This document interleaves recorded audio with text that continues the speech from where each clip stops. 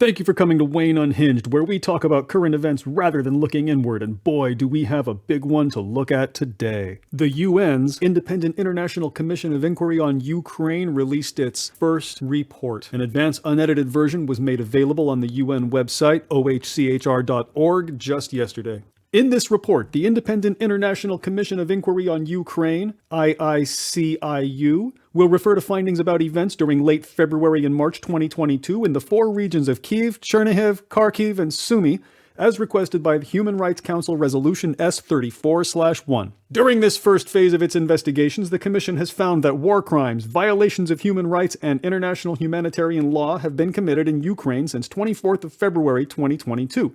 Russian armed forces are responsible for the vast majority of the violations identified. Ukrainian forces have also committed international humanitarian law violations in some cases, including 2 incidents that qualify as war crimes. The Commission, composed of 3 experts, applies a reasonable grounds to conclude standard of proof in reaching its conclusions, based on a body of verified information.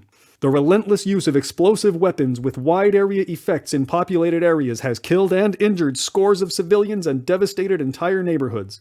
The Commission documented indiscriminate attacks using cluster munitions, unguided rockets, and airstrikes in the context of Russian armed forces' attempts to capture towns and smaller settlements. These weapon systems are highly likely to have indiscriminate effects and cause significant harm to civilians. Indeed, most of the verified deaths since the outset of the hostilities have been caused by these weapons. Residential buildings, schools, and hospitals, among other parts of the civilian infrastructure, have been damaged or destroyed.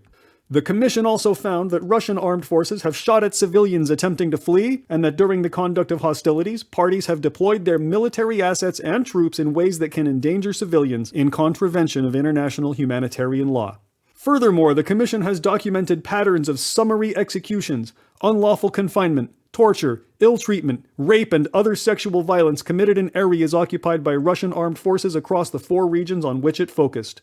People have been detained, some have been unlawfully deported to the Russian Federation, and many are still reported missing.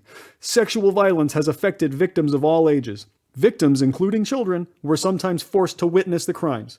Children have become the victims of the full spectrum of violations investigated by the Commission, including indiscriminate attacks, torture, and rape, suffering the predictable psychological consequences. These violations continue to have a devastating effect for victims and survivors. Significantly, victims emphasized the essential role of justice and accountability. In this regard, the Commission recommends enhanced coordination of international and national accountability efforts to improve effectiveness and prevent harm to victims and witnesses. The Commission, consistent with its mandate, will seek to contribute to the identification of those responsible. The Commission has so far carried out investigations in Kyiv, Chernihiv, Kharkiv, and the Sumy regions and focused on the events in February and March 2022, as specified in Resolution S34/1. The Commission has concentrated on behavior during the conduct of hostilities, including the use of explosive weapons, the destruction of hospitals and schools, and on violations against personal integrity, including executions, torture, and ill treatment, unlawful confinement, and sexual and gender-based violence. It has also investigated violations affecting children. During its inquiry, the Commission established that human rights and international humanitarian law violations, as well as related crimes, have been committed in all regions on which it has focused so far.